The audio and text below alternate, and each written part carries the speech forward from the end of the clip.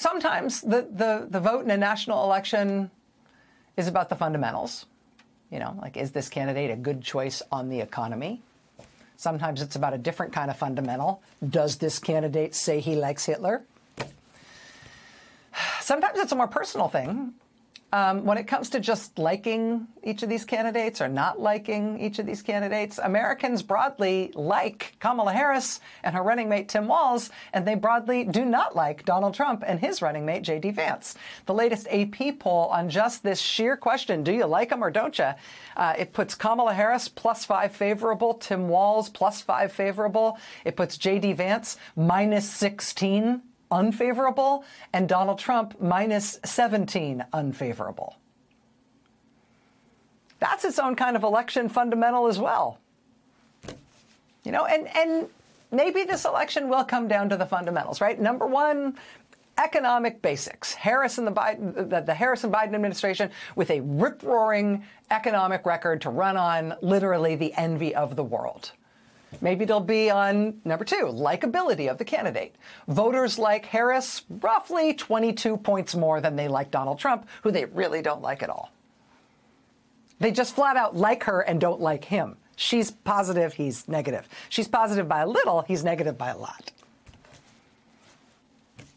Another fundamental, number three, quality of the campaign. I mean, just take a little snapshot of the quality of the campaign right now at crunch time, 1 week out. Here yesterday was the local press coverage of Kamala Harris's day in swing state, Pennsylvania. Philadelphia Inquirer. Kamala Harris goes to church, visits small businesses, and yet another visit to Philadelphia. Simultaneously, here was the local press coverage of Donald Trump's day in not a swing state, New York. New York Daily News. Racist rally.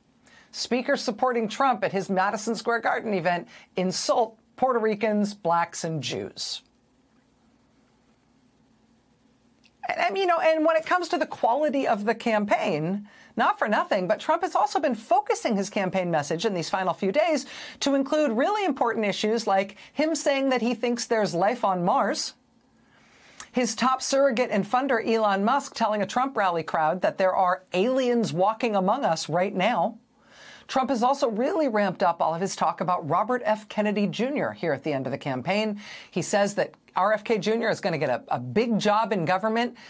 In Trump's terms, he's going to be in charge of making America healthy again. If Trump is reelected, Robert F. Kennedy Jr. is going to get a big job. He's saying this more and more now on the campaign trail. He thinks this is awesome. While RFK Jr. himself is spending his end of the campaign talking about how we can't have Wi-Fi anymore in America because Wi-Fi causes something that he calls leaky brain. If you have Wi-Fi, you get leaky brain. Also, HIV doesn't cause AIDS. The early 90s called and they'd like their conspiracy theory back. So, maybe it's the economy, maybe it's the candidates, maybe it's the campaigns. I don't know how this election is going to be decided, neither do you. But there are two additional wild cards that we need to factor in to how this election is going to resolve. And we shouldn't have to factor either of these in, but we do.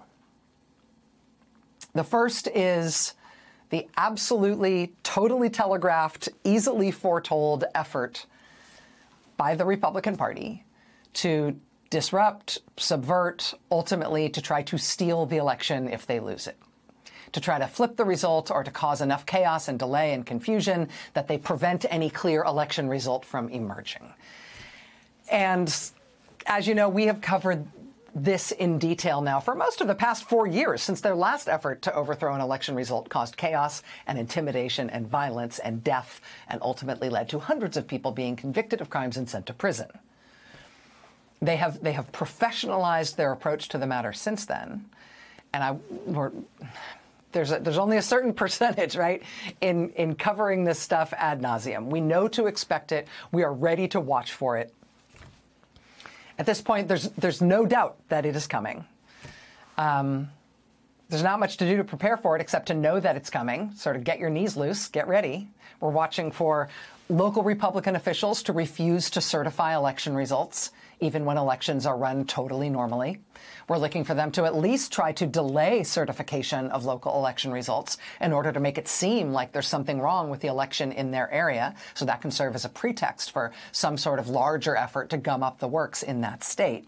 We're watching for Republican state legislatures, especially in swing states like Georgia, North Carolina, Arizona, and Wisconsin, where Republicans have control of the legislature. We're watching for those state legislatures to try to submit electoral votes for Trump, even if Harris wins those states. Trump and House Speaker Mike Johnson started saying this weekend that they have a secret plan between them, between Trump and the Republican-controlled House, that's going to result in them doing, quote, really well in Trump's terms.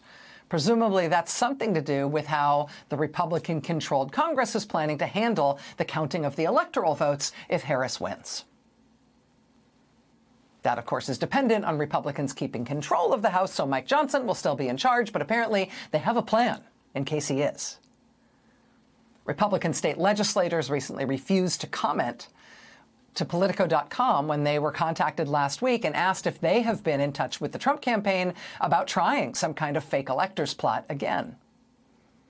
CNN reported late last week that the House Administration Committee in Congress has just hired 2 people who were involved in Trump's 2020 fake electors plot. They've hired them to come on board as staff at that congressional committee right now to advise them on election matters. House Administration Committee is the committee that actually reads the electoral votes and advises members of Congress as to what procedures they should be following while doing things like reading and counting the electoral votes. Again, they've hired 2 people from Trump's fake elector scheme in 2020 to advise them as congressional staff for that process this year. So, yeah, that does not seem good. And we shouldn't have to worry about and watch for things like that in an election. But in the Republican Party's Trump era, we absolutely do. We should also expect that sometimes the goal will just be chaos.